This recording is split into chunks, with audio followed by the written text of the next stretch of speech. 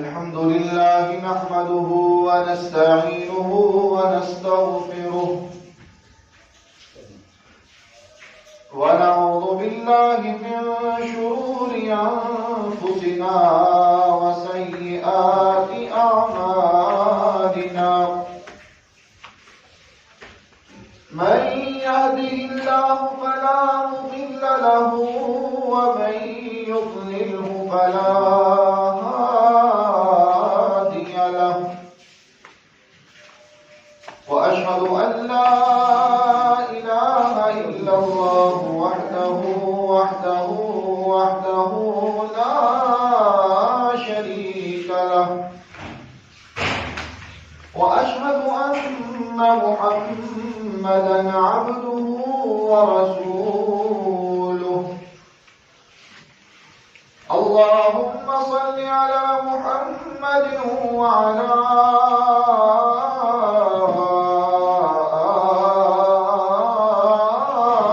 آل محمد كما صليت على إبراهيم وعلى آل إبراهيم إنك حميد مجيد اللهم بارك على محمد وعلى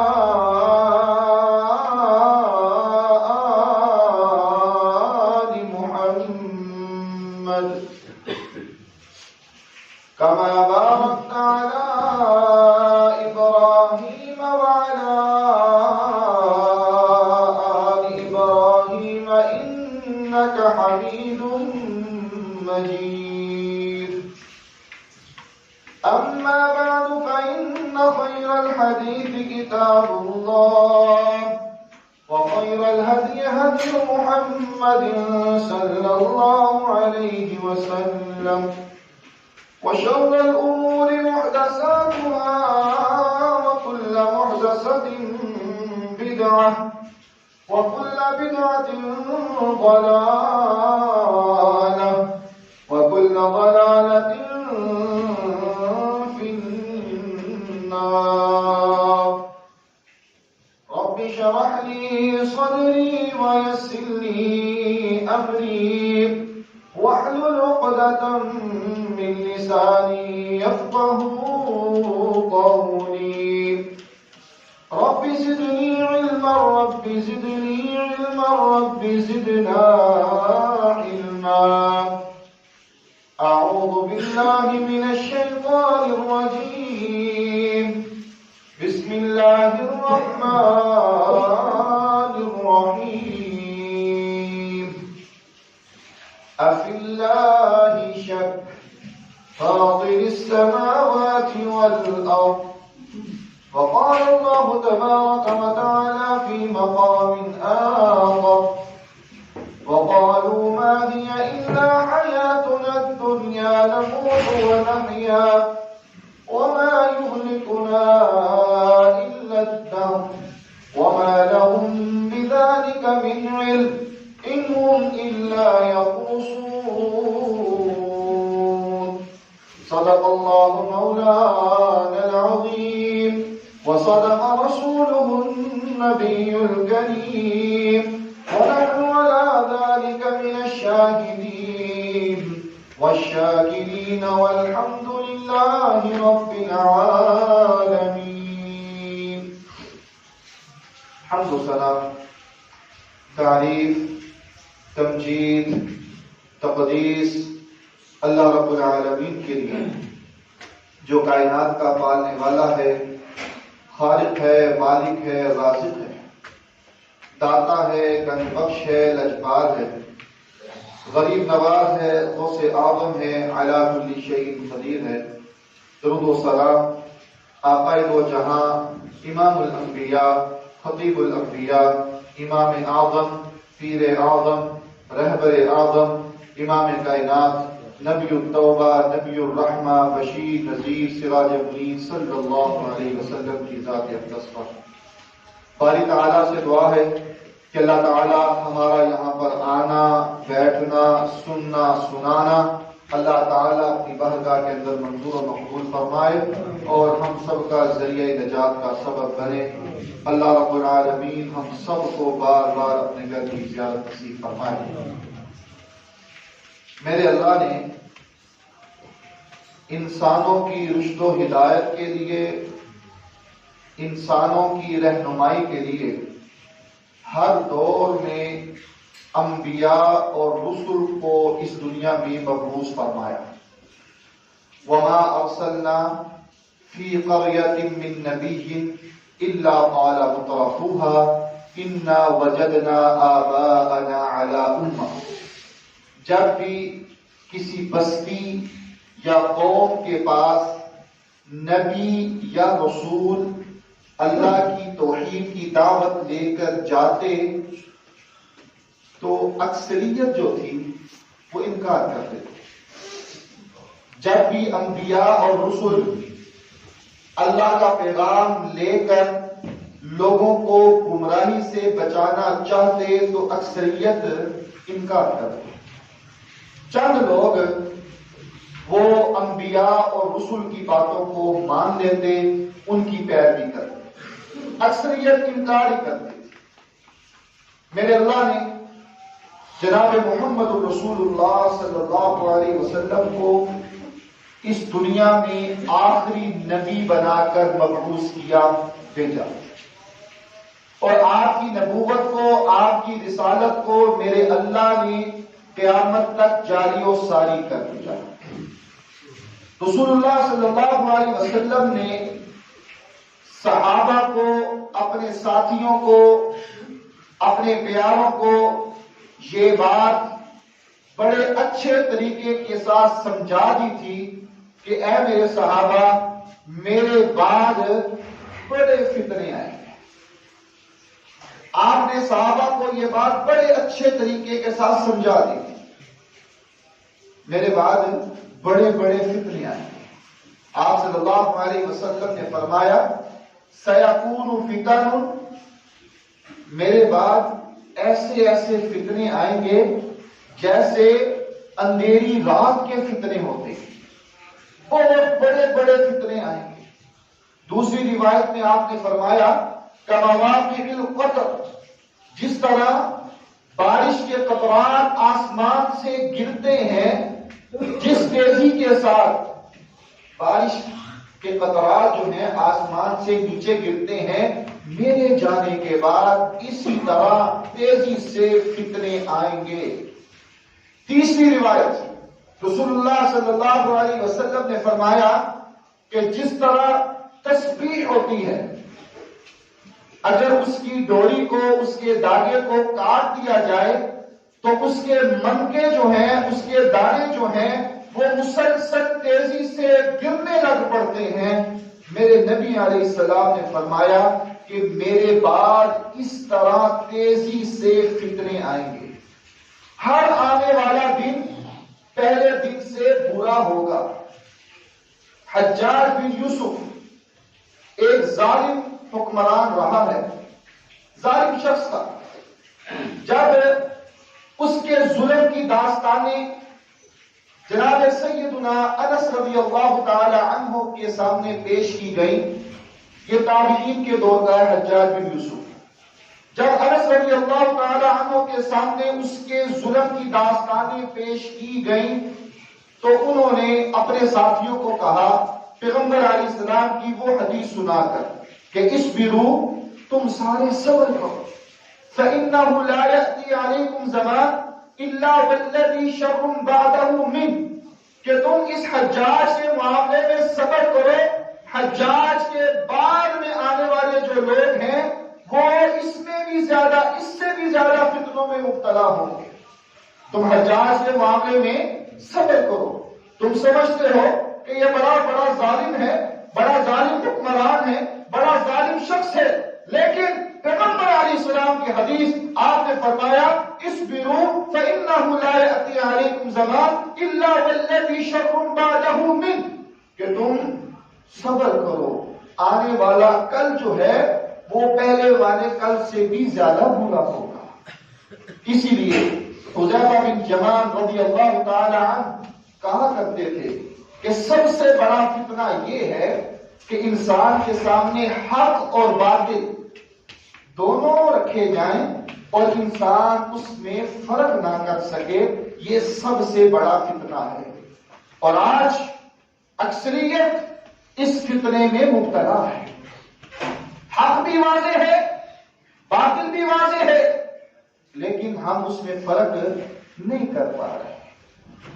ہم کیا کہتے ہیں کہ وہ مولوی صاحب تو یہ کہہ رہے ہیں، آپ یہ کہتے ہیں، وہ بھی پڑھے ہوئے ہیں، آپ بھی پڑھے ہوئے ہیں، ان کے پاس بھی علم ہے، آپ بھی بات بتلا رہے ہیں، اب ہمیں بتائیں ہم کہاں جائیں؟ ہمیں سمجھ نہیں آئی۔ وہ بھی ہمیں بتلا رہے ہیں، آپ بھی ہمیں بتلا رہے ہیں، حق بھی ہے، باطل بھی ہے، اور ہماری آگے سے گفتگو کیا ہوتی ہے کہ اب ہمیں بتائیں ہم کیا کریں، کہاں جائیں؟ آج ہمارے معاشرے میں یہ عام ہے۔ نیٹ کو کھول لیں، ایک مولوی صاحب یہ کہہ رہے ہیں اور دوسرے یہ کہہ رہے ہیں۔ حق کو پہچاننا مشکل ہو گیا ہے۔ کیوں؟ جو باطل لوگ ہیں انہوں نے ایسے ایسے لوگوں اور سلوک بنا رکھے ہیں، ایسے ایسے نام بنا رکھے ہیں کہ انسان ان کی طرف مائل ہو جاتا ہے اور حق کو پہچاننا مشکل ہو جاتا ہے۔ لیکن میرے رب نے قرآن مجید فرقان حمید میں اہل ایمان اور اہل کفر کی چند نشانیاں بتلائی ہیں جس سے حق اور باطل میں پہچان جو ہے وہ آرام سے ہو سکتی ہے۔ میرے رب کا قرآن کیا کہتا ہے؟ ان الذين اتقوا اذا مسهم طائف من الشيطان تذكروا فاذا هم مبصرون۔ جو متقی لوگ ہیں، جو تقوی والے ہیں، جو پرہیزگار ہیں، جو ایمان والے ہیں، جو مومن ہیں، جب ان کو کوئی شیطانی وسوسہ آتا ہے تو وہ کیا کرتے ہیں؟ فوراً ہوشیار ہو جاتے ہیں، غور و فکر کرنے والے ہوتے ہیں۔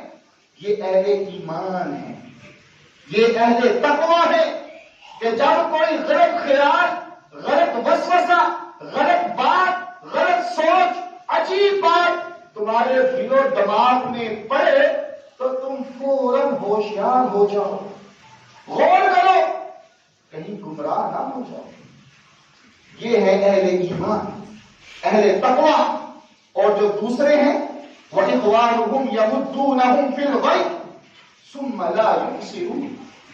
جو شیطان کے بھائی ہیں، شیطان ان کو ورگلاتا ہے، اپنی طرف آمادہ کرتا ہے، پورا زور لگاتا ہے، اور پھر لوگ اس کے پیچھے چل پڑتے ہیں، اس کے راستے کو اختیار کر لیتے ہیں۔ یہ دو لوگ ہیں۔ غور و فکر ہر کوئی کرتا ہے، اہل ایمان بھی غور و فکر کرتا ہے اور جو شیطان کے بھائی ہیں وہ بھی غور و فکر کر رہے ہیں، لیکن دونوں کے غور و فکر کرنے میں فرق ہے کہ نہیں؟ بالکل ہے۔ وہ کیسے؟ کہ جب اہل ایمان اور اہل تقویٰ جب ان کو کوئی وسوسہ آتا ہے تو کیا ہوتے ہیں؟ ہوشیار ہوتے ہیں، غور و فکر کرتے ہیں۔ اور شیطان والے جو ہیں وہ غور نہیں، بس پیچھے چل پڑتے ہیں۔ ان کی سوچ کیا ہوتی ہے؟ بس چل پڑو، شریعت روک رہی ہے، کوئی مسئلہ نہیں، قرآن حدیث اسلام دین ہمیں روک رہا ہے، کوئی پرواہ نہیں، شیطان کے بہکاوے میں آ کر اس کے پیچھے چل پڑتے ہیں۔ اور آج یہ معاملہ عام ہے۔ دنیا میں کوئی نئی بات سامنے آئے تو لوگ اس کے پیچھے چلنا شروع کر دیتے ہیں۔ کوئی نیا ٹرینڈ آ جائے، کوئی نئی بات آ جائے تو آج ہمارا حال یہ ہے کہ ہم اس کے پیچھے چل پڑتے ہیں، لیکن اہل ایمان، اہل تقویٰ جو ہے وہ اس بات اور اس ٹرینڈ جو آیا ہوتا ہے اس کی گمراہی پر غور و فکر، ہوشیار اور متنبہ ہو جاتے ہیں۔ یہ فرق ہے اہل ایمان، اہل تقویٰ اور شیطان کے ساتھیوں کا۔ فتنہ ہے کیا؟ فتنہ ادخال الذهب فی النار، کہ انسان سونے کو بٹی میں ڈالتا ہے اور وہ بٹی جو ہے وہ خالص سونے کو الگ کر لیتی ہے اور میل کچیل الگ کرتے ہو۔ عربی زبان میں اس کو فتنہ کہا جاتا ہے کہ سونا ڈالا مٹی میں، خالی سونا الگ اور میل کچیل الگ ہو گئی۔ مسلمان جو ہیں وہ قرآن و حدیث کے پیچھے دوڑتے ہیں، مسلمان جو ہے وہ شریعت کی طرف دوڑتے ہیں۔ جب آسمان سے فتنے آتے ہیں تو جو پکے مومن ہوتے ہیں، پکے اہل ایمان والے ہوتے ہیں، جو صحیح اہل تقویٰ ہوتے ہیں، وہ شریعت کے مطابق زندگی بسر کرتے ہیں اور کھوٹ جو ہوتی ہے وہ الگ ہو جاتی ہے۔ جب آسمان سے فتنے آتے ہیں تو مسلمان قرآن کے مطابق زندگی بسر کرتے ہیں، اور جو شیطان کے بھائی ہوتے ہیں وہ فتنوں کی طرف چل پڑتے ہیں۔ آج ہمارے معاشرے میں دو قسم کے فتنے ہیں، ایک شبہات کا فتنہ اور دوسرا خواہشات کا فتنہ۔ آپ کے سامنے شبہات کا فتنہ جو ہے اس حوالے سے چند گزارشات آج کے اس جمعے میں پیش کروں۔ شبہات کا فتنہ کیا ہے؟ اللہ رب العالمین اس کا پہلا حصہ شبہات کے فتنہ جو ہے، اس کا پہلا حصہ یہ ہے کہ آج لوگ اللہ رب العالمین کے وجود کے حوالے سے لوگوں کے درمیان شبہ ڈال رہے ہیں۔ اللہ کے وجود کا انکار کیا جا رہا ہے۔ آج دنیا میں رب العالمین کے وجود کا انکار کیا جا رہا ہے۔ ہر والدین یہ چاہتا ہے کہ اس کی اولاد اچھی جگہ پر تعلیم حاصل کرے، اور اچھی بات ہے، اچھی جگہ پر تعلیم حاصل کرنی بھی چاہیے، لیکن اکثریت ہمارے والدین جو سربراہ ہیں ان کی کوشش یہ ہوتی ہے کہ میری اولاد جو ہے وہ امریکن یونیورسٹی میں پڑھے، کیمبرج میں پڑھے، اعلیٰ سے اعلیٰ یونیورسٹی میں پڑھے۔ اولاد کی اچھی تربیت کرنا یہ ضروری ہے، کوئی حرج نہیں، لیکن ایسی جگہوں پر اپنی اولاد کو ڈالنا جہاں بچوں کو، نوجوانوں کو اللہ رب العالمین کی یاد سے دور کر دیا جائے تو یہ کام، یہ طریقہ درست نہیں۔ یہ بیرون ممالک وہاں یونیورسٹیاں جو ہیں ان کے بڑے بڑے جو پروفیسر ہیں ان کی اکثریت جو ہے وہ اللہ کے وجود کا انکار کرتی ہے، وہ اللہ کو نہیں مانتے، اللہ کا انکار کرتے ہیں۔ اور آج ہمارے معاشرے میں بھی یہ بات بڑی تیزی کے ساتھ پھیل رہی ہے کہ سائنس اپنے عروج پہ آ چکی ہے، سائنس جو ہے وہ اپنی ترقی پر آ چکی ہے۔ اس سائنس کی وجہ سے آج انسان جو ہے وہ اللہ کے وجود کا انکار کیے جا رہا ہے۔ یہ آج یہ فتنہ شبہات والا یہ ہمارے معاشرے میں، دنیا میں عام ہوتا جا رہا ہے۔ اب سوال کیا جاتا ہے، کیا عقل فیصلہ کرے گی یا شریعت فیصلہ کرے گی؟ نوجوانوں کے دماغوں میں یہ ڈالا جاتا ہے کہ عقل فیصلہ کرے گی، شریعت فیصلہ نہیں کرے گی۔ عقل مانے گی تو اس کو مان لو، عقل نہیں مانے گی اس کو چھوڑ دو۔ سائنس کہے گی، فلسفہ کہے گا، اس کو مان لو۔ عقل مانے گی، عقل کہے گی تو اس کو مان لو، شریعت نہیں۔ انسان کا مائنڈ کہے گا تو اس کو مان لو، عقل کہے گی تو مان لو، شریعت کہے گی تو اس کو نہیں۔ آج یہ بات، یہ سوچ، یہ فتنہ نوجوان نسل کے ذہنوں میں ڈالا جا رہا ہے، حالانکہ اللہ رب العالمین کے وجود کے حوالے سے زبان کا، عقل کا کوئی انحصار نہیں ہے۔ عقل فیصلہ نہیں کر سکتی۔ میرے رب نے بے شمار دلائل دیے ہیں جو ہر انسان کے لیے، ہر انسان کے لیے، سب کے لیے ہے، لیکن آج دنیا والے لوگوں میں یہ بات مشہور کی جا رہی ہے کہ بس یہ آسمان اور زمین جو ہے یہ کچھ بھی نہیں ہے۔ آج بگ بینگ کی تھیوری پڑھ لو، نظریہ ارتقاء پڑھ لو، یہ سائنسدان یہ کہہ رہے ہیں، ایک یہ کہتا ہے کہ یہ انسان جو ہے یہ پہلے بندر تھے، پھر آہستہ آہستہ آہستہ وقت گزرتا گیا اور یہ جو بندر سے انسان بن گئے۔ ایک سائنسدان یہ کہتا ہے کہ یہ آسمان اور زمین دونوں ایک تھے، تو واقع ہوا اور یہ آسمان اور زمین دونوں الگ الگ، دونوں جدا جدا۔ اس کائنات کے نظام کو چلانے والا کوئی نہیں ہے، یہ نظام خود بخود چل رہا ہے اور یہ نظام خود بخود ختم ہو جائے گا، اور بڑے بڑے لوگ اس دنیا میں اللہ رب العالمین کے وجود کا انکار کیے جا رہے ہیں۔ اب وہ طالب علم جو ہماری تمنا ہے کہ اچھی یونیورسٹیوں میں پڑھنا چاہیے، جب وہ طالب علم ان یونیورسٹیوں میں جاتا ہے، ان اداروں میں جاتا ہے، ان انسٹیٹیوٹ میں جاتا ہے، اب وہاں استاد کا ادب و احترام بھی کرنا چاہیے۔ وہ شخص، وہ طالب علم جو ہے وہ استاد کا ادب کرتا ہے، اور وہ استاد جو ہے ان کے ذہنوں میں یہ بات ڈالنے کی کوشش کرتا ہے، اللہ رب العالمین کے وجود کے حوالے سے ان کے دماغوں میں ایسی ایسی باتیں پیدا کر دیتا ہے کہ ایک وقت آتا ہے کہ وہ شخص جو ہے وہ اللہ رب العالمین کے وجود کا انکار کیے جاتا ہے، انکار کر دیتا ہے۔ سب سے پہلی بات، انسان کے عقیدے کی ابتدا، انسان کے عقیدے کا آغاز اللہ رب العالمین کے وجود پر ایمان لانا ہے۔ اگر انسان اللہ کے وجود پر ایمان نہیں لاتا تو وہ مسلمان رہ سکتا نہیں۔ اگر انسان اللہ رب العالمین کے وجود پر انکار، اقرار نہیں کرتا، آپ کے وجود کا اقرار نہیں کرتا، تو وہ جنت کا مستحق بن سکتا نہیں۔ مسلمانی کے لیے یہ ضروری ہے، مسلمان کے لیے یہ ضروری ہے کہ وہ اللہ کے وجود پر ایمان لائے کہ میرا اللہ ہے، اس کا وجود ہے، ہمارا ایمان ہے، اسی میں ہماری کامیابی ہے اور یہ بنیاد ہے۔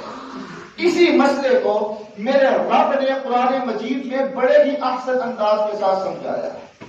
افی اللہ شک، کیا تم اللہ کے بارے میں شک کرتے ہو؟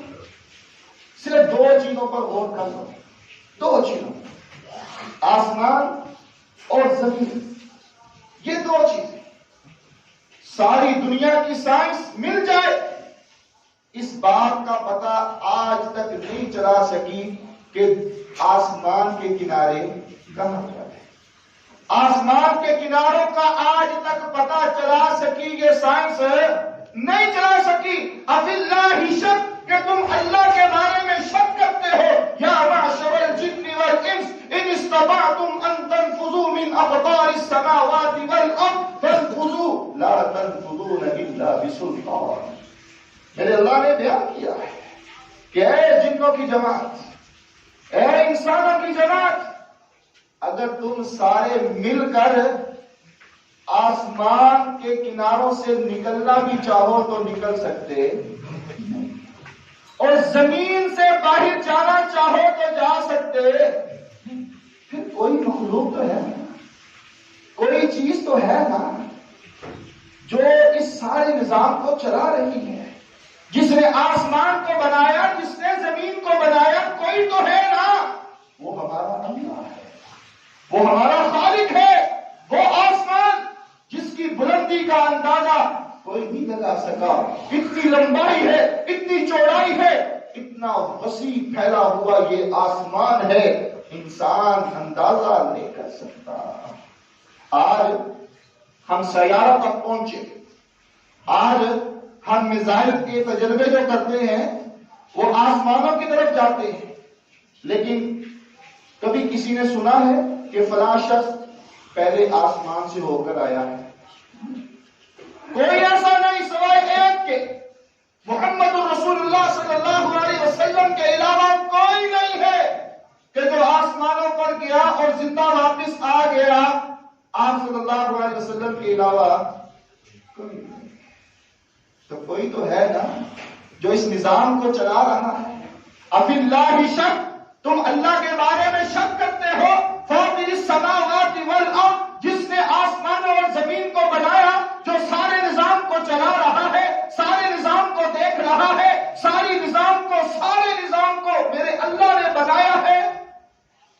بارے میں شک رکھتے ہو؟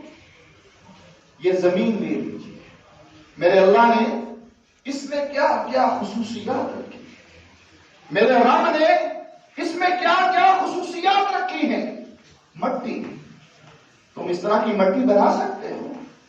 یہ زمین، اس طرح کی زمین بنا سکتے ہو کہ ایک خشک دانہ زمین میں مٹی میں دبایا جائے، وہ سبز ہو جائے اور اس سبز کے بعد وہ درخت بن جائے، پھر پھل لگے، ہزاروں کے حساب سے پھل لگے، زندگی بھر وہ پھل دیتا رہے؟ کسی میں طاقت ہے؟ نہیں، سوائے میرے رب کے اور کسی کے پاس یہ اختیار نہیں ہے۔ اللہ کا وجود ہے، کوئی تو ہستی ہے جو اس نظام کو چلا رہی ہے، کوئی تو ہستی ہے، وہ ایک دانہ جو خشک تھا وہ سبز ہوا، پھر درخت بنا، پھر درخت سے پھل لگا، پھر پھل چلتا رہا، کوئی تو ہے اس نظام کو جو چلا رہا ہے، وہ میرا اللہ ہے۔ ذرا آسمان اور زمین پر غور کرے کہ میرے اللہ نے ان کو کیسے بنایا۔ آج تک کوئی آسمان کی بلندیوں تک کوئی پہنچ سکا نہیں۔ کبھی کسی نے کوئی دیکھا ہو کہ آسمان میں کوئی سوراخ ہو گیا ہے؟ کبھی کسی نے یہ سنا ہو کہ آسمان کا ٹکڑا گر کر نیچے آیا ہو؟ ثم ارجع البصر كرتين ينقلب اليك البصر خاسئا وهو حسير۔ 29واں پارہ قرآن کیا کہہ رہا ہے؟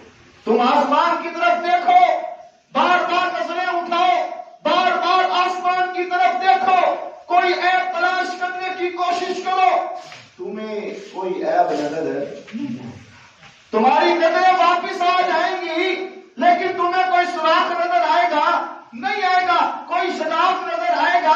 نہیں آئے گا۔ تم آسمانوں کی طرف دیکھو گے، کوئی ٹکڑا ٹوٹا ہوا تمہیں نظر آئے گا؟ نہیں۔ پھر کوئی ذات ہے، کوئی ذات ہے جو اس نظام کو چلا رہی ہے، کوئی ذات تو ہے جو اس نظام کو چلا رہی ہے، وہ میرا اللہ ہے۔ اللہ کے علاوہ اور کوئی اس نظام کو چلانے والا نہیں۔ الذي خلق السماوات بغير عمد ترونها، مشرق ہو مغرب ہو، شمال ہو جنوب ہو، صحرا ہو دریا ہو سمندر ہو، امریکہ ہو سعودی عرب ہو، کوئی بھی ملک ہو، کوئی بھی آسمان کے کناروں سے باہر ہوا نہیں۔ سارے کے سارے کہاں ہیں؟ آسمان کے کناروں کے اندر، اور آسمان کے کناروں کا کسی کو پتا نہیں ہے، زمین کے کناروں کا کسی کو پتا نہیں ہے، تو پھر کوئی ذات ہے نا جو اس نظام کو چلا رہی ہے، وہ میرا اللہ ہے۔ اور وہ میرے اللہ نے یہ آسمان، الذي خلق السماوات والارض بغیر عمد ترونها، بغیر کسی سوائے میرے رب العالمین کے کوئی ذات تو ہے نا جو آسمان اور زمین کے نظام کو چلا رہی ہے، وہ کون ہے؟ میرا اللہ ہے۔ تو آج جو نظریہ، جو فتنہ ہمارے معاشرے میں، ہماری نوجوانوں نسل کے درمیان، ان کے ذہنوں میں جو ڈالا جا رہا ہے کہ اللہ کوئی نہیں ہے، یہ نظام خود بخود چل رہا ہے اور یہ خود بخود ختم ہو جائے گا، یہ بالکل غلط ہے۔ سورۃ ذاریات میرے اللہ نے بڑی ہی اچھی بات لوگوں کو بتلانے کے لیے بتلائی ہے۔ وہ کیا ہے؟ وَفِي الْأَرْضِ آيَاتٌ لِّلْمُوقِنِينَ وَفِي أَنفُسِكُمْ أَفَلَا تُبْصِرُونَ۔ یہ آسمان تو بہت دور ہے، یہ زمین جو ہے یہ بہت نیچی ہے، اس کی گہرائی کا علم حاصل کرنے کے لیے تمہیں کوئی پریشانی ہو سکتی ہے، لیکن وَفِي أَنفُسِكُمْ أَفَلَا تُبْصِرُونَ، اپنے وجود کی طرف ہی غور کر لو، اپنی طرف ہی دیکھ لو کہ یہ وجود بنانے والا کوئی ہے، کوئی ذات ہے جس نے تمہارے وجود کو بنایا، وہ اللہ ہے۔ اللہ کے علاوہ اور کوئی نہیں۔ آنکھوں میں چہرے پر سوراخ کر کے اس کو دو حصوں میں تقسیم کر کے دو رنگ ڈال کر دیکھنے کی قوت عطا کرنے والا کون ہے؟ میرا اللہ ہے۔ آج دنیا کی میڈیکل ایک طرف ہو جائے، میرے اللہ ہے اس جیسی آنکھ بنا سکی نہیں۔ اور میڈیکل دنیا کی آخر میں کیا کہتی ہے اپنے تجربے کرنے کے بعد کہ اس کے اب پردے کیا ہو گئے ہیں، کمزور ہو گئے، لہذا اب کچھ نہیں کیا جا سکتا۔ اس کی آنکھ ضائع ہو چکی، دیکھنے میں تو وہ آنکھ نظر آتی ہے، کوئی نقص نظر نہیں آتا، لیکن اس میں روشنی موجود نہیں ہے۔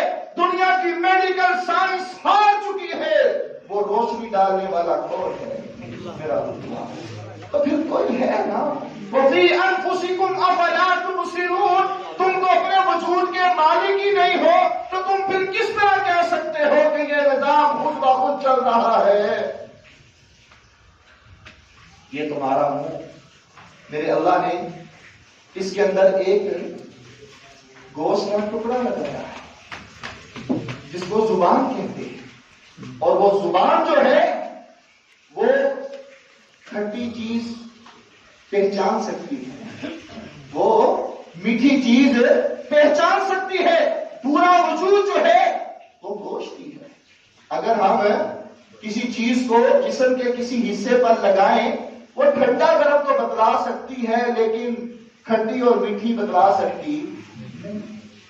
تو یہ چیز جو میرے رب نے لگائی ہے، یہ صلاحیت میرے اللہ نے جو عطا کی ہے، وہ ذات ہے تو عطا کی ہے نا۔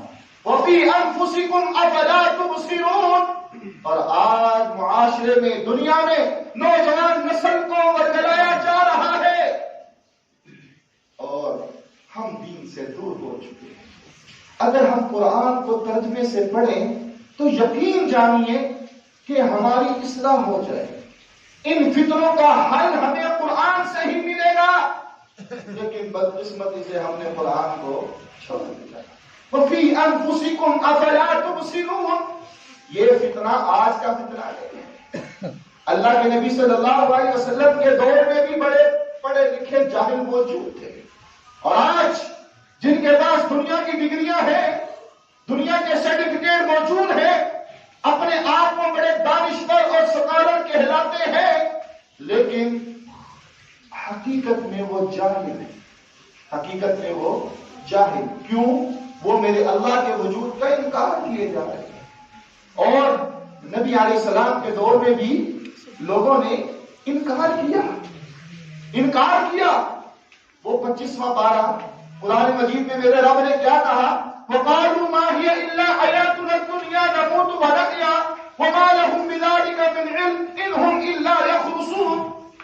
انہوں نے کہا ہم زندہ بھی ہوتے ہیں، مر بھی جاتے ہیں، بس یہی ہماری زندگی ہے، زمانہ ہمیں مار دیتا ہے، کوئی حادثہ آئے تو ہماری زندگی ختم ہو جاتی ہے، ایک وقت مقرر ہے، خود ہی ہم مر جائیں گے، یہ نظام ختم ہو جائے گا، بس اور کچھ نہیں ہے، کوئی اللہ نہیں ہے، خود ہی ہم پیدا ہوئے، خود ہی مر جائیں گے، کوئی حادثہ ہوا مر جائیں گے، بس۔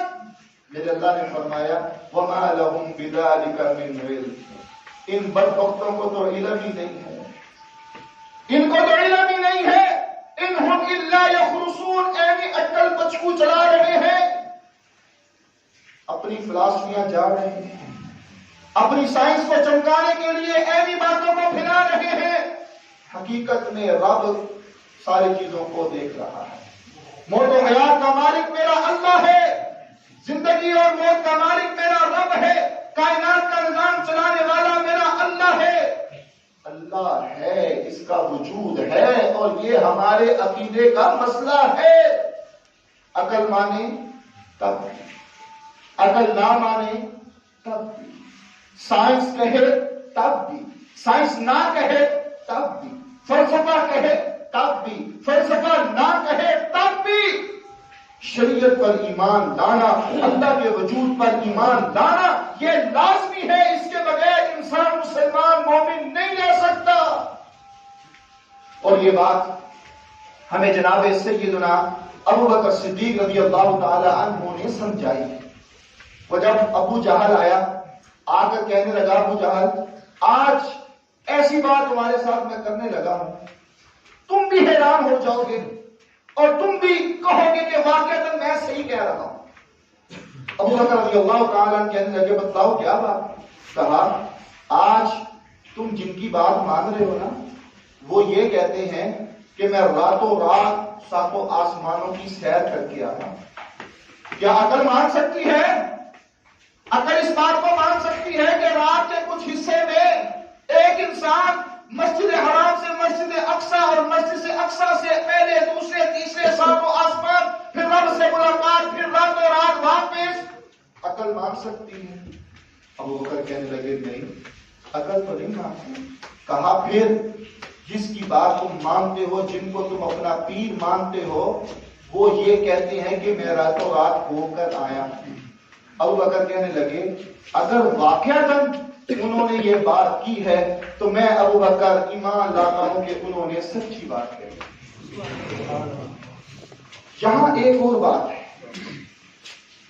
کافر کے سامنے تو یہ بات ہوگی، لیکن بعد میں ساری زندگی ابو بکر رضی اللہ تعالی عنہ نے ایک مرتبہ بھی اللہ کے نبی سے یہ نہیں پوچھا کہ یا رسول اللہ صلی اللہ علیہ وسلم وہ کیسے یہ سارا سفر طے ہو گیا؟